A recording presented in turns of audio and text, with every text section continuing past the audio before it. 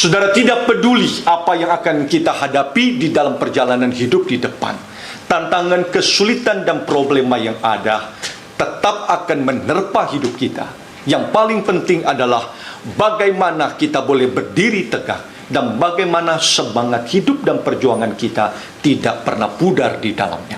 Itulah sebabnya selama 1 bulan ini beberapa bagian dari Alkitab kita berbicara mengenai peperangan, di mana Allah izinkan peperangan terjadi dan Allah menuntut setiap anak Tuhan boleh menghadapi peperangan itu dengan spirit dan semangat peperangan yang tidak boleh pudar. Minggu lalu kita membahas satu peperangan yang mustahil untuk dihadapi. Itu seperti menghadapi gunung yang tinggi. Engkau memiliki choice pada hari itu. Tidak berani untuk maju mendaki gunung itu dengan balik dan mundur, atau saudara menghadapinya. Facing your Goliath. Itu adalah tema minggu lalu.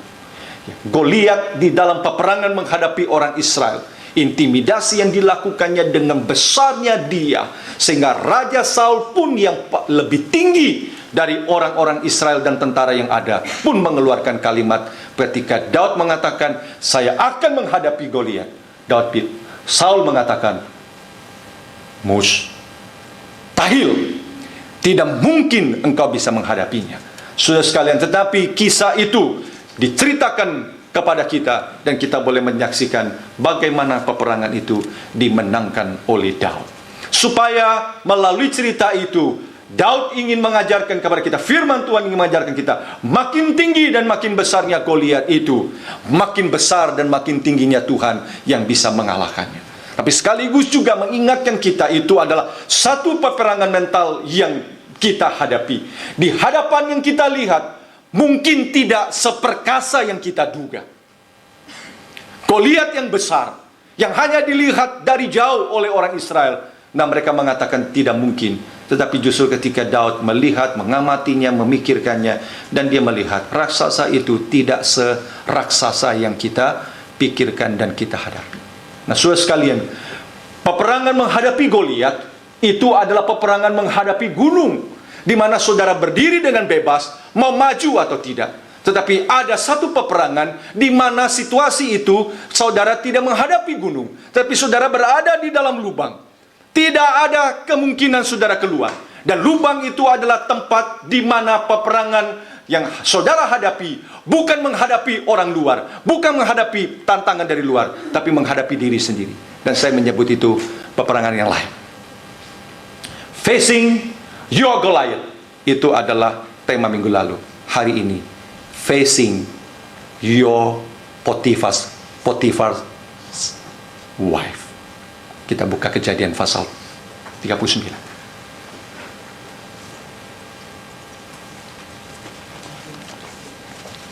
Dua orang berbeda memberikan peperangan yang berbeda. Kejadian 39, kita akan lihat ayatnya yang ke-6b.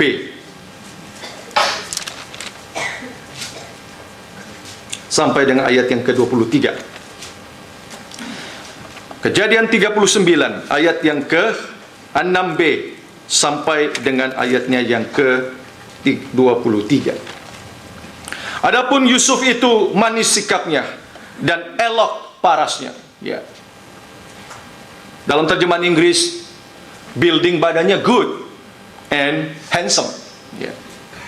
Selang beberapa waktu istri tuannya memandang Yusuf dengan birahi, lalu katanya, marilah tidur dengan aku. Tetapi Yusuf menolak dan berkata kepada istri tuannya itu, dengan bantuanku tuanku itu tidak lagi mengatur apa yang ada di rumah ini, dan ia telah menyerahkan segala miliknya pada kekuasaanku. Bahkan di rumah ini dia tidak lebih besar kuasanya daripadaku, dan tiada yang tidak diserahkan kepadaku selain daripada engkau, sebab engkau istrinya. Bagaimanakah mungkin aku melakukan kejahatan yang besar ini dan berbuat dosa terhadap Allah? Walaupun dari hari ke hari perempuan itu membujuk Yusuf, Yusuf tidak mendengarkan bujukan itu untuk tidur di sisinya dan bersetubuh dengan dia. Pada suatu hari masuklah Yusuf ke dalam rumah untuk melakukan pekerjaannya, sedang dari seisi rumah seorang pun tidak ada di rumah. Lalu perempuan itu memegang baju Yusuf sambil berkata, marilah tidur dengan aku. Tetapi Yusuf meninggalkan meninggalkan bajunya di tangan perempuan itu dan lari keluar. Ketika dilihat perempuan itu bahwa Yusuf meninggalkan bajunya di tangannya dan telah lari keluar, dipanggilnyalah seisi rumah itu, lalu katanya kepada mereka, lihat, dibawanya kemari seorang Ibrani, supaya orang ini dapat mempermainkan kita. Orang ini mendekati aku untuk tidur dengan aku, tetapi aku berteriak-teriak dengan suara keras. Dan ketika didengarnya bahwa aku berteriak sekeras-kerasnya, ditinggalkannya baju padaku, lalu ia lari keluar. Lalu juga ditaruhnya jubah baju Yusuf itu di sisinya sampai tuan rumah pulang. Perkataan itu jugalah yang diceritakan perempuan itu kepada Potifar. Katanya, hamba orang Ibrani yang kau bawa kemari itu datang kepadaku untuk mempermainkan aku, tetapi aku berteriak sekeras-kerasnya, ditinggalkannya bajunya kepadaku, lalu ia lari keluar. Baru saja didengar oleh tuannya perkataan yang diceritakan istrinya kepadanya, begini begitulah aku diperlakukan oleh hambamu itu, maka bangkitlah amarahnya. Lalu Yusuf ditangkap oleh tuannya dan dimasukkan ke dalam penjara, tempat tahanan-tahanan raja dikurung. Demikianlah Yusuf dipenjarakan di sana. Tetapi Tuhan menyertai Yusuf dan melimpahkan kasih setianya kepadanya dan membuat Yusuf kesayangan bagi kepala penjara ini. Sebab itu kepala penjara mempercayakan semua tahanan dalam penjara itu kepada Yusuf dan segala pekerjaan yang harus dilakukan di situ. Dialah yang mengurusnya, dan kepada penjara tidak mencampuri segala yang dipercayakan kepada Yusuf, karena Tuhan menyertai dia, dan apa yang dikerjakannya dibuatnya Tuhan berhasil. Saudara sekalian, kita tidak boleh memikirkan bahwa peperangan yang kita alami hidup kita sebagai anak-anak Tuhan senantiasa datangnya itu dari luar, yang bersifat adversary, yang berjuang melawan kita, yang ingin menjatuhkan kita, yang berusaha menghambat kita, yang mau melakukan sesuatu merugikan kita. Itu adalah peperangan dari luar. Tetapi ada semacam peperangan yang kita sadari itu merupakan battle yang terjadi di dalam diri kita. Bedanya adversary dengan temptation memiliki nuansa yang totally different. Adversary adalah satu peperangan, satu perlawanan di mana bertujuan memang datang merugikan kita. Sesuatu yang ditawarkan itu bersifat perlawanan kepada kita. Tetapi godaan, temptation, sama sekali berbeda. Godaan itu datang justru kalau kita ambil, nampaknya menguntungkan kita. Sesuatu yang ditawarkan kepada kita yang memiliki tujuan untuk is good for you. Dan disitulah saudara sekalian, peperangan itu datang bukan tantangan dari luar, tapi godaan itu kita hadapi merupakan peperangan yang tidak habis di dalam diri kita sendiri. Battle itu ada dalam diri kita. Maka menghadapi peperangan di dalam diri kita, strategi yang ada, perjuangan itu luar biasa berbeda yang kita hadapi. Menghadapi gunung yang tinggi, menaklukkannya, berbeda sama pada waktu you ada di dalam penjara, hidupmu di dalam kurungan 3 kali 3 meter kalau itu besar penjaranya, 2 kali 2 meter. Tidak ada hal yang kita kerjakan di dalam. Di dalam apapun yang kita mau lakukan dan kerjakan, kita hanya tinggal sendiri, kita berjuang diri sendiri, kita berhadapan dengan pikiran kita berjuang dengan emosi kita, dan tidak ada yang kita hadapi di situ. Orang tidak perlu memasukkan virus di dalamnya. Orang tidak perlu mengirim orang untuk membunuh kita di dalamnya. Tetapi di dalamnya hati kita, kekecewaan kita, perjuangan yang ada sanggup bisa membunuh kita perlahan-lahan. Itu adalah battle yang berbeda.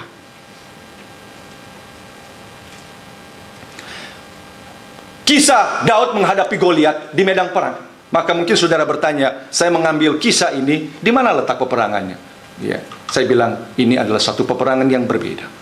Ya, peperangan facing your Potiphar's wife. Ini merupakan topik kita pada hari ini. So sekalian, inner battle yang kita akan hadapi tidak lain dan tidak bukan, bagaimana saudara diperhadapkan terus-menerus menghadapi temptation dan godaan di dalam dunia ini. Saudara, kita buka baik-baik Kejadian pasal 41 ayat yang Kejadian pasal 39.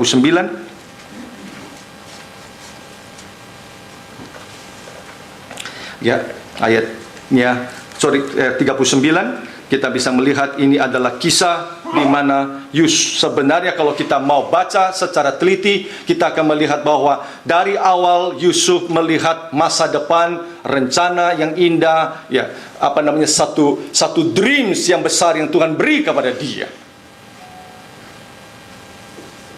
Tetapi dalam satu malam dreams itu hancur dan luluh, dan tidak ada kemungkinan bisa dreams itu tercapai lagi. Dan lebih sedihnya yang saya percaya adalah Yusuf tidak bisa menerima, tanda petik, kalau itu terjadi dalam diri kita, di dalam perjuangan peperangan hati kita, yang mengerjakan dan yang menghancurkan mimpi daripada Yusuf itu tidak lain dan tidak bukan saudara-saudaranya sendiri.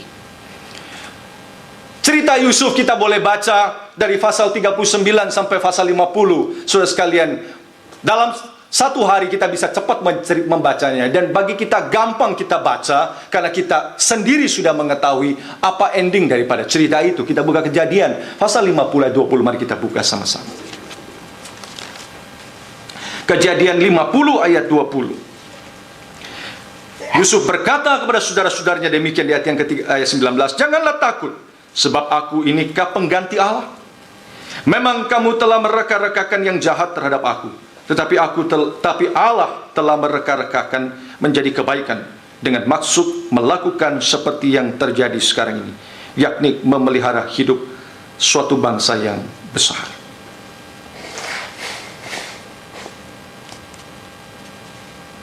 Saudara sekalian, kita yang tahu cerita ini, kita yang tahu akhir daripada kalimat ini, tapi pada waktu Yusuf menghadapinya di awal, adakah hal ini menjadi satu kenyataan dan realita yang ada di dalam pikirannya?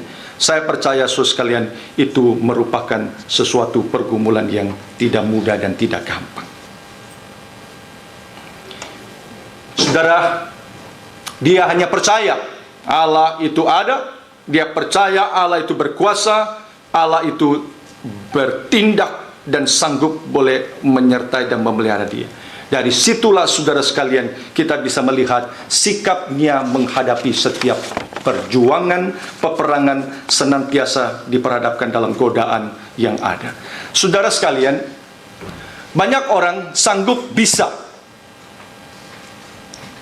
mengatasi setiap godaan yang datang kepadanya, sebab setelah dia pikir baik-baik, kalau saya ambil godaan itu, konsekuensi yang terjadi kepada saya mungkin besar dan banyak hal saya bisa kehilangan. Reputasi kita bisa hilang. Maka kita pikir dan kita timbang, walaupun tawaran itu menggiurkan, godaan itu cukup menarik hati kita, tapi kita sanggup untuk menolaknya sebab kita memikirkannya. Konsekuensi yang ada itu besar, maka kita takut. Kita takut kehilangan itu. Tapi saya mau balikan kepada saudara, kalau saudara baca kisah daripada Yusuf,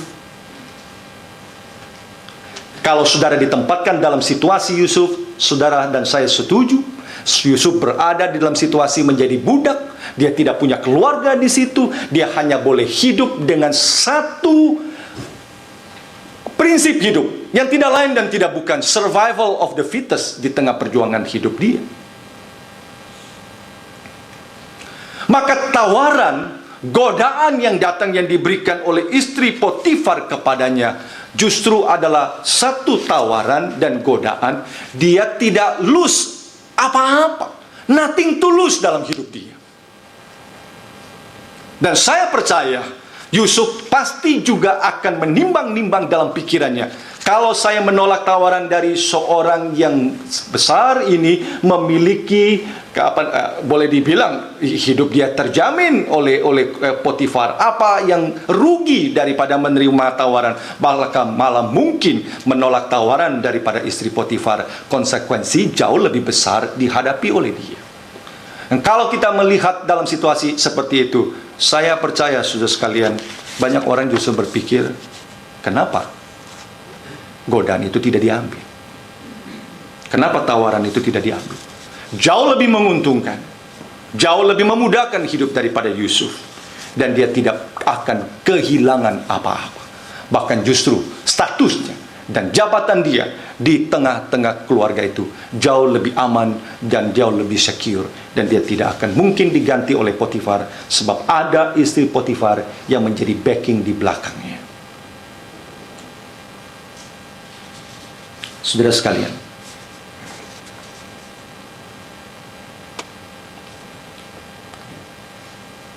godaan, temptation, itu merupakan inner battle yang kita alami sama-sama.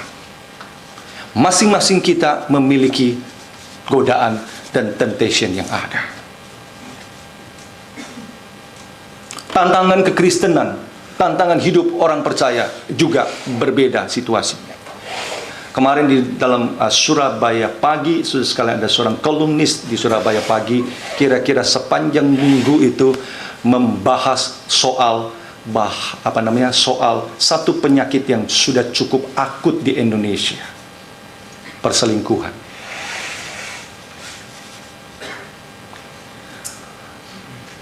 Dan tidak dianggap sebagai perselingkuhan, sebab di dalam satu budaya, apalagi di dalam tradisi daripada Islam, bisa kawin siri, bukan?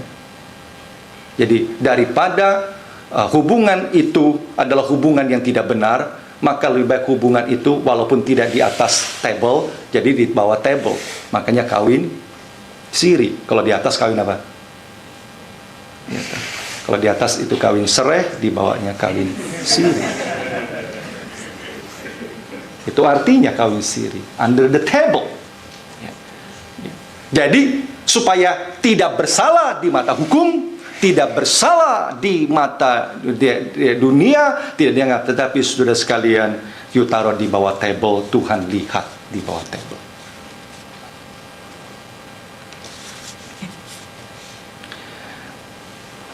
Banyak alasan psikologis, banyak alasan sosiologis yang boleh dipakai untuk membenarkan perselingkuhan dan perzinahan yang terjadi di antara banyak orang.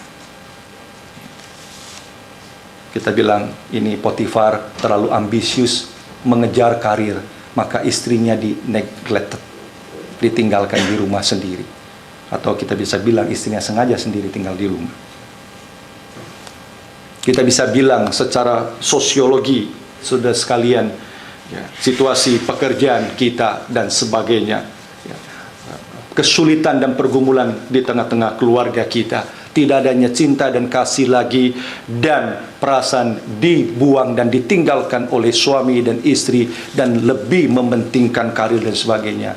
Semua itu bisa sanggup menjadi pembenaran-pembenaran yang dipakai oleh orang untuk kemudian tanpa sadar mencoba membangun satu fake relationship, virtual love melalui chatting dan sebagainya. Saudara sekalian, apapun alasannya di balik itu, dengarkan baik-baik, tidak akan ada sebuah perselingkuhan ada dengan orang lain based on karena kita itu sungguh-sungguh mencintai dan mengasihi. Semua hal itu dilakukan berangkat dari satu hati karena adanya lust dan birahi di baliknya. Kisah daripada Yusuf memberitahukan kepada kita, mata jatuh cinta, lumayan ganteng laki ini, badannya luar biasa, bikin Potifar punya istri mabuk kepayang. Segala macam cara dia lakukan, segala macam teknik, apa saja coba dia ingin beri kepada Yusuf, ingin memancing mendapatkan hati daripada Yusuf. Sudah sekalian, dia sudah keburu kepincut jatuh cinta. Kita pikir seperti itu, bukan? Tapi kisah ini memberitahukan kepada kita, ketika dia ditolak dan cintanya tidak disambut oleh Yusuf, saudara bisa lihat kemarahan dan murka daripada siapa namanya? Istri Potifar menjadi sama sekali lain. Dari situ engkau dan saya tahu, it is not a real love, it is lust. Seseorang mencintai orang lain, maka cinta itu akan melindungi orang yang dicintai. Seseorang mencintai dengan kasih yang sejati orang yang lain, dan cinta itu akan menjadi cinta yang menghargai dan respect kepada orang itu. Nah, itu yang diperlakukan oleh Yusuf kepada Potifar dan kepada istri Potifar juga. Dia cinta, tapi cintanya adalah cinta yang respect. Dia istrinya Potifar. Saya menghargai Potifar yang sudah memberi saya kesempatan. Tidak ada orang yang memiliki kuasa lebih besar dari saya di rumah ini. Itu adalah respectnya, itu penghargaannya. Saya tidak akan menodai setiap respect ini. That's love. Tetapi istri Potifar lain, bukan cinta. Dia itu penuh dengan birahi dan nafsu. Dan disitulah dia, ketika tidak diterima, saudara bisa lihat kehilangan akal sehat, dan luar biasa dia akan penuh dengan kemarahan, dan dia menuduh dan menghancurkan hidup daripada Yusuf. Saudara perhatikan, saudara sekalian, battle ini dihadapi oleh Yusuf sebagai satu battle yang kita juga hadapi sama-sama. Mari saudara sekalian, sebelum kita melangkah lebih jauh di tahun ini, kita bertanya kepada diri kita masing-masing, what kind of temptation yang menjadi battle yang terus-menerus sanggup kita hadapi dan kita sedang hadapi. Yusuf menghadapi setiap pencobaan godaan itu berbeda. Saudara bisa bayangkan waktu dia punya dream shattered oleh saudaranya, itu kebencian, kemarahan, dendam, perasaan hati kita tidak bisa bayangkan, bukan dibawa pergi menjadi budak dan dijual. Tapi itu tidak membuat dia kecewa terhadap hidupnya. Dan pada waktu dia menjadi budak, dia mengerjakan sesuatu dengan baik dan indah dan the best yang dia beri. Dan dia menghadapi another new temptation. Dan di situ juga dia menghadapi dan dia menang. Mungkin kalau kita tanya, saya rasa Tuhan bilang, bagaimana saya kasih anak Tuhan a new challenge, a new temptation, sebab yang all saja kita kagak bisa menang. Kita menghadapi hal-hal yang sama seperti itu. Saudara sekalian, saya tidak tahu bagaimana dengan challenge yang kita alami, tapi pada waktu jurnalis di Surabaya Pagi itu menulis satu kehidupan akut yang sangat menyedihkan di Indonesia mengenai situasi perselingkuhan, kawin siri di sana dan kemari. So sekalian, korupsi dilakukan untuk menghidupkan 2-3 istri yang tentu juga menuntut biaya perselingkuhan yang tidak murah. Dari ujung pemimpin sampai kepada rakyat biasa, kita melihat gejala kehidupan seperti itu. Smartphone yang ada membuat anak-anak juga tidak sanggup bisa di-shield lagi dari temptation dan godaan yang ada. Itulah sebabnya, saudara sekalian, kalau kita menghadapi hal yang sama, mari hari ini kita berani menutup semua channel itu, ya, membungkus hidup kita, dan mengatakan kepada setiap godaan yang ada itu, jangan lagi ada di dalam hidup kita. Mari saudara sekalian, jikalau kita terus jatuh kepada godaan yang sama, kemalasan yang sama, kebiasaan yang sama, sexual temptation yang ada yang sama, mari saudara sekalian, hari ini saya katakan, that's your battleground. Itu adalah peperangan kita. Kita tidak akan mungkin bisa mencegah battle itu terjadi. Tapi sekali lagi saudara sekalian, mari kita perhatikan baik-baik, karena setiap sexual temptation yang datang itu bukan saja merugikan orang lain, tapi juga menghancurkan dan merugikan hidup kita.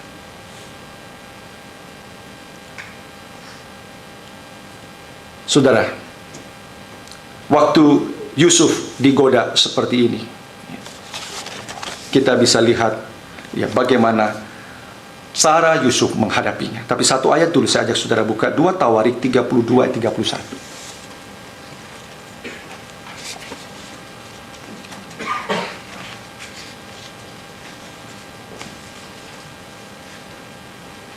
2 Tawarik ayat yang ke-32, 31. Ini satu ayat yang cukup menarik. 2 Tawarik pasal 32 ayat yang ke-31.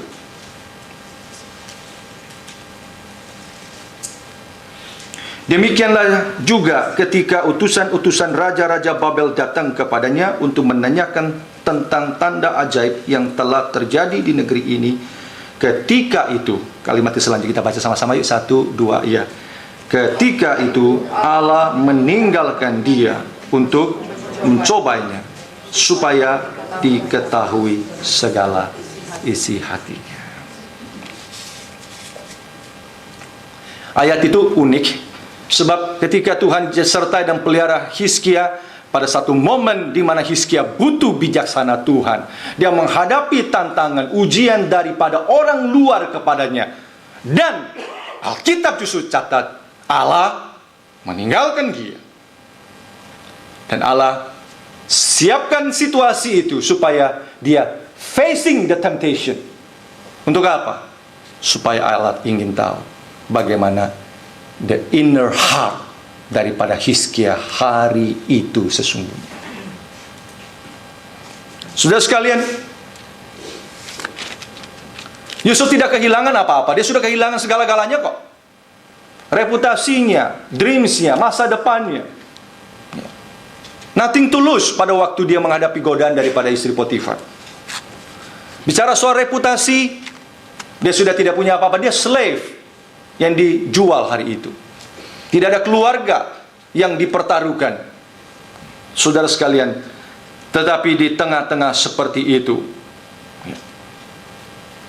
jika tidak ada lagi hal yang saudara rasa saudara akan kehilangan, jikalau saudara pikir situasi itu adalah godaan yang menguntungkan, dan pada waktu saudara tergoda untuk melangkah di situ, satu-satunya yang sanggup membuat saudara berhenti dan stop dan tidak maju karena cintamu kepada Tuhan. Kadang-kadang momen seperti itu dicatat oleh Tawarik tadi adalah satu bagian yang memberitahukan kepada kita di mana letak hati kita dan bagaimana kita lebih mencintai Tuhan melampaui keuntungan yang bisa didapat, melampaui apa yang bisa diterima daripada menerima godaan seperti itu. Saudara sekalian, hari ini kita pulang sama-sama. Kita belajar untuk mengambil satu sikap dan keputusan yang penting, yang benar. Setiap kita sebagai anak Tuhan, mungkin setan berkata, orang-orang ini tidak perlu kita menggunakan tekanan dan serangan melalui permusuhan, melalui aniaya, sebab di dalam diri dia tidak pernah menang melalui peperangan menghadapi setiap godaan yang muncul di dalam hati dan pikiran. Kita tidak mau seperti itu. Kita mau jadi anak-anak Tuhan, berani untuk menolak setiap temptation yang ada. Amin.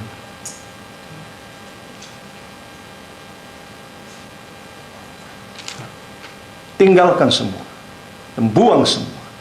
Jikalau semua tayangan itu, apa yang kita dengar, kita lihat, dan kita baca, itu menjadi godaan yang terus-menerus menghancurkan kita dan tidak membuat kita sanggup bisa lebih cinta Tuhan di dalamnya. Berani berdiri, melepaskan setiap kemalasan kita dan kebiasaan kita yang terus-menerus membuat kita guilty, dan selalu kita katakan kita tidak sanggup menang di situ. Selalu kita pulang dan kita katakan, Tuhan, this is my battleground. Disinilah saya berjuang melawannya. Dan perjuangan itu hanya bisa dimenangkan ketika Yusuf mengatakan, saya cinta Tuhan lebih daripada segala-galanya. Strategi yang ada dalam situasi itu tidak lain dan tidak bukan Cuma satu, saudara sekalian, kita lari jauh-jauh daripadanya. Mari kita buka kembali Kejadian pasal 39 ini. Kisah temptation daripada Yusuf tidak jauh berbeda dengan kisah pencobaan yang dialami oleh Tuhan Yesus. Jangan lupa di dalam Lukas dicatat bukan, setelah setan mencobai Yesus 3 kali dan setan tidak sanggup bisa menang di dalam pencobaan itu, dia mundur seketika saja. Dia tidak pergi jauh-jauh. Alkitab catat, dan dia tunggu waktu yang tepat. 1 Petrus yang kita baca tadi, Alkitab mengingatkan kita, dia seperti singa yang mengaum-ngaum terus menerus yang ada di sekitar kita. Bagaimana kita bisa lepas? Tidak lain dan tidak bukan kita mawas diri. Alkitab juga catat dalam Kejadian 39, 1 kali Potifar punya istri goda, tidak berhasil, tidak membuat dia mundur dan pergi. Dia terus pikir berbagai macam cara. Alkitab catat, dari hari ke hari istri Potifar merayu daripada Yusuf. Yusuf tidak mengindahkan akan hal itu.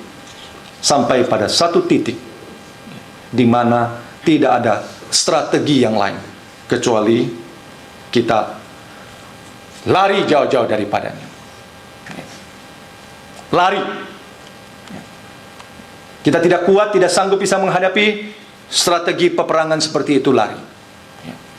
Kita kalah, lari dalam, kita dilihat orang lari dari pencobaan, tidak berarti kita kalah. Tapi memang itu adalah satu strategi yang paling penting untuk kita bisa menang menghadapi setiap pencobaan yang kita alami ini. Saudara sekalian, battle yang kedua yang dihadapi oleh Yusuf ketika menghadapi istri Potifar. Battle yang kedua adalah dia being punished because he did the right things. Itu adalah psychology war yang muncul bukan di luar, tetapi di dalam diri kita. Peperangan battleground yang ada adalah dia ada di dalam penjara. Dia pasti akan berontak. Dia mau seru dan teriak, I am innocent, tidak bersalah. Tetapi siapa yang sanggup bisa mendengar akan hal itu?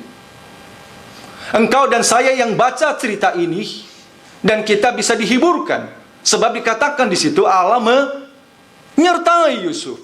Tapi engkau dan saya mungkin bahkan baca, bertanya, menggelitik begini, kenapa Allah menyertai setelah peristiwa itu terjadi? Betul bukan? Setelah dia lari, setelah dia ditangkap dan dipenjarakan, dan setelah Potifar murka, lalu kemudian dia asalnya, lalu Allah menyertai Yusuf. Sebaiknya engkau dan saya bilang begini bukan? Tuhan, sebaiknya di awal Tuhan menyertai kita. Kenapa di belakang kalimat itu muncul?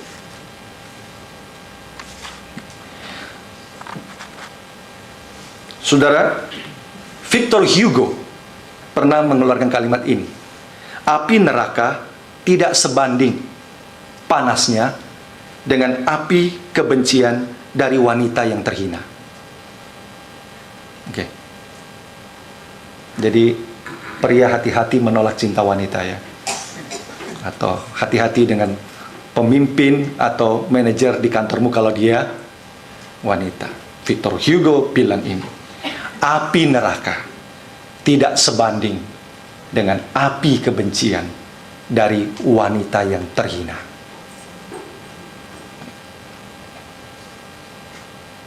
Oke? Sehingga dari cintrong, jatuh cinta, ya, ingin mengangkat Yusuf, mau jadikan dia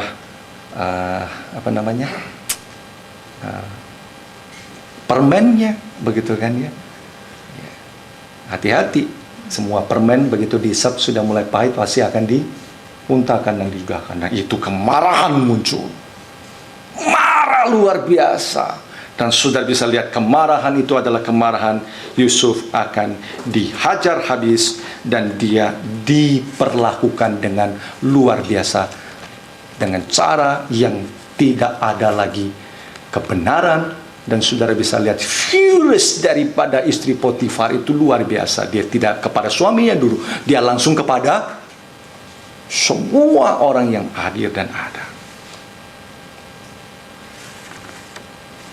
Saudara sekalian, Yusuf tidak memiliki kemungkinan bisa defense apa-apa. Kira-kira beberapa waktu yang lalu di dalam majalah entertainment ada satu berita demikian. Seorang pria mengadu kepada polisi bahwa wanita itu mencoba untuk memperkosanya.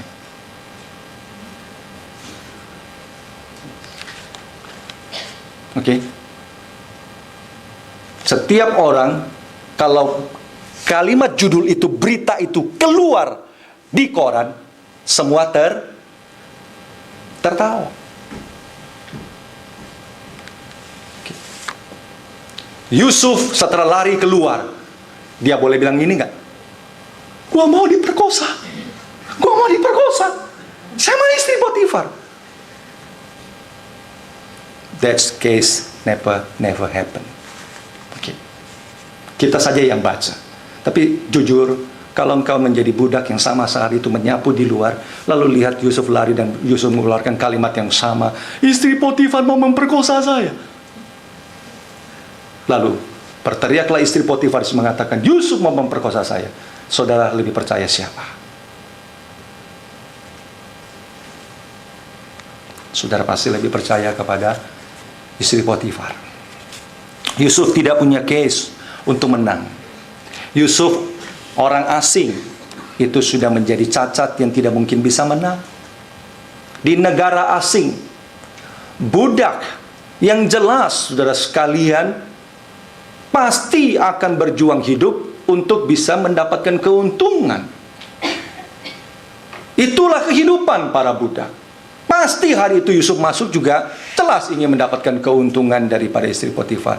Nothing else selain daripada itu. Saudara, hanya engkau dan saya yang baca cerita ini, yang mengerti bahwa dia being punished oleh karena dia melakukan apa yang benar.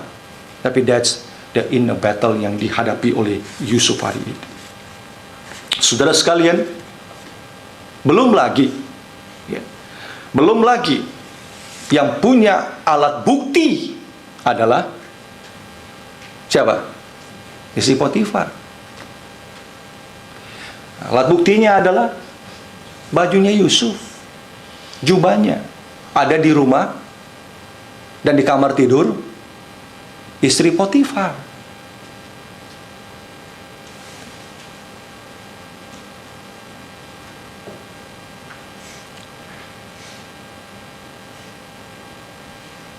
Jangankan jubah dan baju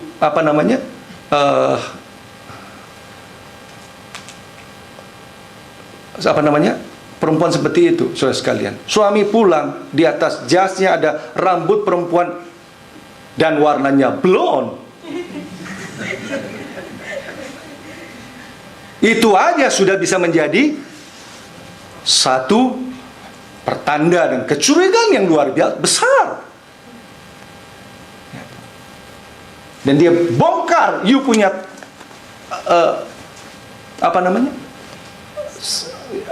tas dan saku ada syal perempuan. Dia bilang, oh tadi itu syal, ada perempuan jatuh syalnya di jalan. Saya ambil tuh, saya panggil-panggil, dia udah pergi.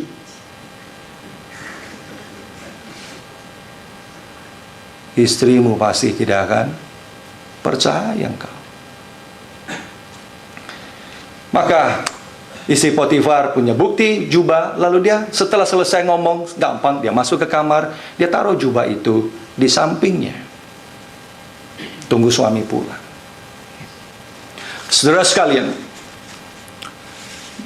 satu-satunya orang yang sanggup menyatakan fakta yang sebenarnya, menceritakan kebenaran apa adanya di dalam peristiwa itu, hanya istri Potifar. Dan jelas dia pasti tidak akan mengatakan apa yang benar pada hari itu.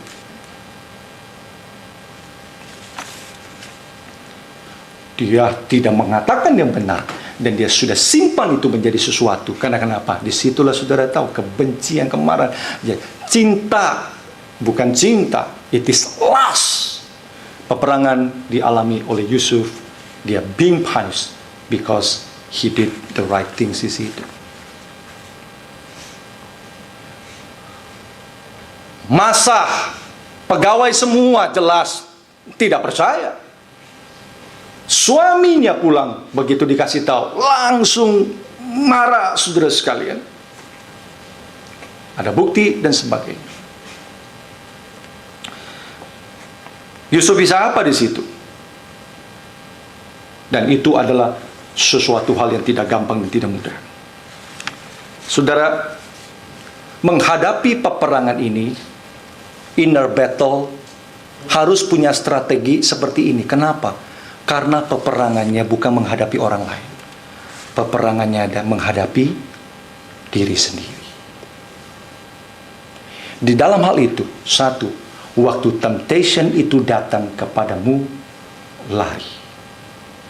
Kedua, waktu kita hidup melakukan yang benar dan saudara menghadapi sesuatu, saudara dipanis di dalam situasi seperti itu, strategi satu-satunya yang boleh dan hanya bisa dilakukan oleh Yusuf hari itu, dan juga engkau dan saya menghadapi hal seperti itu, saudara apa? Saudara diam. Saudara cuma apa? Diam. Tidak ada yang bisa Yusuf ngomong kok. Betul nggak? Yes. Dan satu-satunya orang yang dia harapkan tell the truth hari itu di hadapan Potifar adalah istri Potifar. Sebab apa yang terjadi di kamar itu cuma ada dua orang yang tahu. Istri Potifar dan Yusuf. Ini budak, ini pria. Janganlah saudara sekalian kita pikir bahwa kalau saya seperti Yusuf waktu itu, saya juga pasti lari. Oleh karena istri Potifar mungkin tidak terlalu cantik.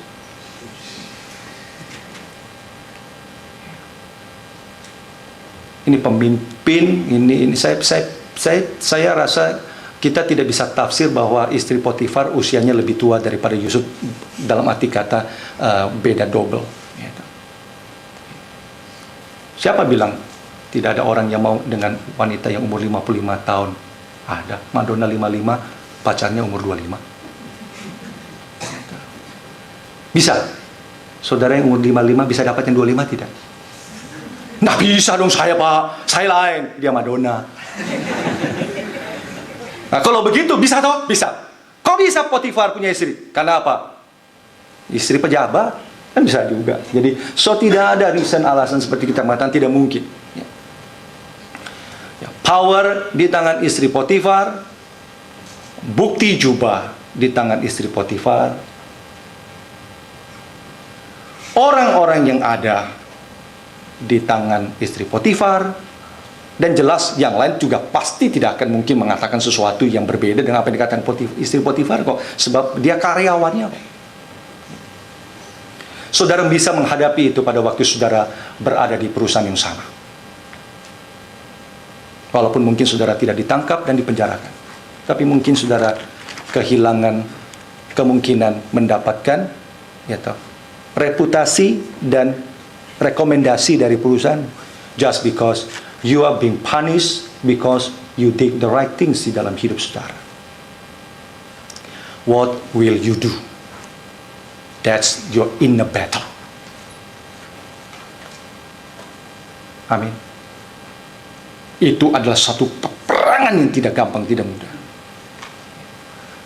Kecuali satu hal yang dilakukan Yusuf, dia diam di situ. Karena waktu akan berjalan, kitab catat unik sekali, tidak dicatat kemudian bagaimana setelah Yusuf keluar, dia kemudian ketemu dengan istri Potifar. Kita tidak catat. Selain dua orang yang tahu di situ, ya jelas Tuhan yang tahu di situ.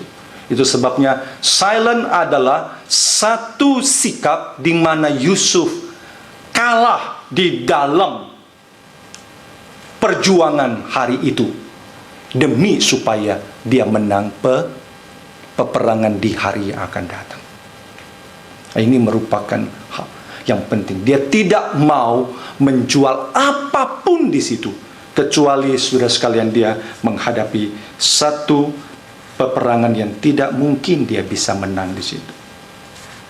Saudara, mari kita belajar menjadi orang Kristen yang tidak boleh menjadi orang yang merekayasa apapun, kecuali just tell the truth and only the truth and just say the truth. Kalau Yusuf hari itu ngomong bela diri, Tuhan akan bisa bilang begini, oh ya, you mau bela diri, you mau do it by yourself dan sebagainya. Satu kali kelak aku tidak akan vindicate you.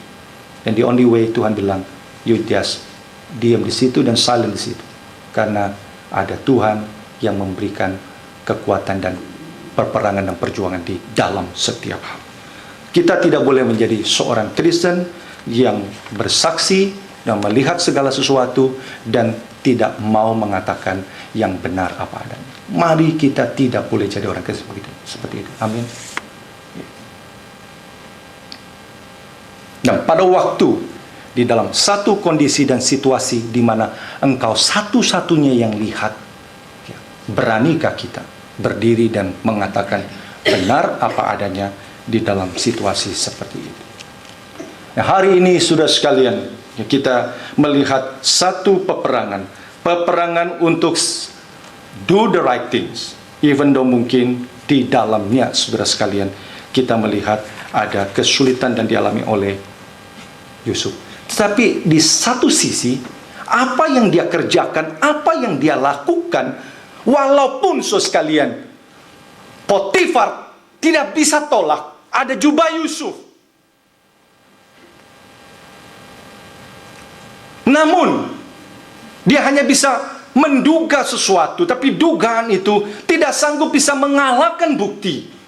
Karena ada jubah, maka seharusnya Yusuf itu langsung dihukum mati dan dibunuh, dan dimasukkan ke dalam penjara di mana kriminal-kriminal yang jahat itu ditaruh. Tapi Alkitab catat, Potifar menaruh dia di penjara istana, yang nantinya ketemu dengan pegawai-pegawai istana kan ini. Dan itu satu penjara khusus, jadi lebih sedikit tidak dicampur dengan penjahat-penjahat yang ada. Apakah itu menjadi satu indikasi dalam hati kecil daripada siapa namanya? Potifar? Dia tahu karakter Yusuf, hidup Yusuf tidaklah begitu. Tapi dia tidak sanggup, ya kan? Secara hukum istrinya benar. Secara hukum istrinya benar, betul kan? Yes. Secara saksi, Yusuf tidak punya saksi. Maka Potifar tidak hukum, tidak bunuh, tidak taruh di penjara yang menakutkan, dia taruh di penjara istana. Itu satu anugerah dan providensia Tuhan yang luar biasa di situ. Tapi toh, tanda petik, sebaik-baiknya penjara itu tetap penjara. Ya, sebaik-baiknya penjara itu tetap penjara, di mana Yusuf diletakkan di situ. Saudara sekalian, silent adalah satu sikap yang penting pada waktu engkau dan saya menaruh dan meletakkan setiap perjalanan hidup kita di depan kepada Tuhan yang sanggup dan bisa meneguhkan hidup engkau dan saya. Ada kalanya tidak gampang dan tidak mudah, saudara sekalian, di kantor, saudara juga akan menghadapi hal yang sama. Ada kalanya tidak gampang dan tidak mudah, saudara sekalian, saudara mungkin bekerja dan usaha bisnis dengan baik, dan saudara sudah menyiapkan dan mempersiapkan semua produk itu menjadi produk yang indah dan baik, ya, dengan maksud dan tujuan yang baik. Orang bisa berlaku jahat dan orang bisa memanipulasi produk saudara. Akhirnya saudara dianggap salah dan ingin mencari keuntungan yang keliru di situ. Kadang-kadang saudara tidak sanggup bisa bela diri di situ. Semakin engkau keluarkan kata-kata, semakin salah engkau di dalam situasi itu. The only strategy adalah you silent.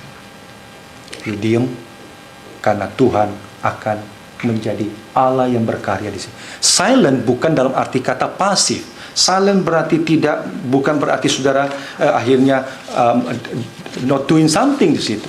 Ya, kita bisa melihat bagaimana pengharapan yang ada, ya, Allah yang setia, yang eksis itu, yang baik itu, yang berkuasa itu, menjadi Tuhan yang dipegang dan dipertaruhkan oleh Yusuf selama-lamanya, sehingga sekalipun dia berada di dalam penjara, di dalam situasi yang sangat tidak kondusif pun, Alkitab senantiasa mencatat kepada kita, dia mengerjakan yang terindah dan terbaik di situ.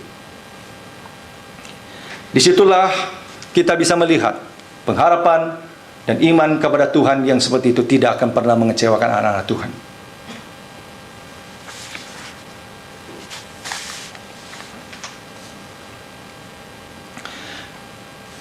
Waktu Winston Churchill ditanya, bagaimana dia bisa menang menghadapi Nazi Jerman?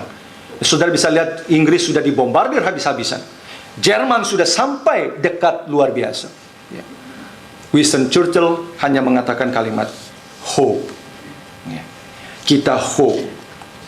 Hope itu, pengharapan itu mendorong Anda untuk melakukan apa yang bisa, apa yang benar, instead of saudara terus-menerus mengeluh, melakukan sesuatu atau mengatakan saya tidak bisa. Hope itu akan mendorong saudara untuk belajar dari masa yang lalu, ketimbang saudara terus-menerus mengeluh terhadap apa mistake yang sudah terjadi di masa yang lalu. Hope itu, saudara sekalian, senantiasa membukakan kita kepada kesempatan dan kemungkinan, karena kita percaya, ya, kita percaya Tuhan itu adalah Tuhan yang memimpin dan memelihara hidup engkau dan saya. Itulah sebabnya saudara sekalian, pagi hari ini pergumulan inner battle yang kita alami. Ketika saudara direpresi, saudara mengalami kesulitan, dan itu adalah peperangan di mana saudara ada di dalam diri saudara. Mari saya minta dengan hope saudara, cintailah hidup saudara. Tidak ada orang Kristen yang boleh di tengah setiap ketidakmampuan dan ketidakmungkinan dalam hidupnya menjadi kecewa dan menjadi tidak punya pengharapan terhadap hidup ini. Seseorang yang tokonya habis terbakar pada waktu peristiwa Chicago Fire tahun 1871, waktu dia tiba di tempat itu, habis semua tokonya. Dan ini menjadi satu kisah inspirational yang luar biasa. Dia langsung berdiri depan tokonya, ambil plakat, lalu tulis kalimat ini: segala sesuatu habis kecuali istri dan anak selamat. Bisnis akan jalan as usual besok. Bagus ya. Everything lost except wife and sons and children. Business will run as usual tomorrow. Selalu memiliki satu sikap hati seperti itu. Dan itu membuat kita tidak akan pernah undur dan kecewa di tahun yang baru ini. Amin. Oke, mari saudara sekalian kita berdoa di hadapan Tuhan. Bapa Surgawi, tahun ini kami berdoa untuk diri kami masing-masing.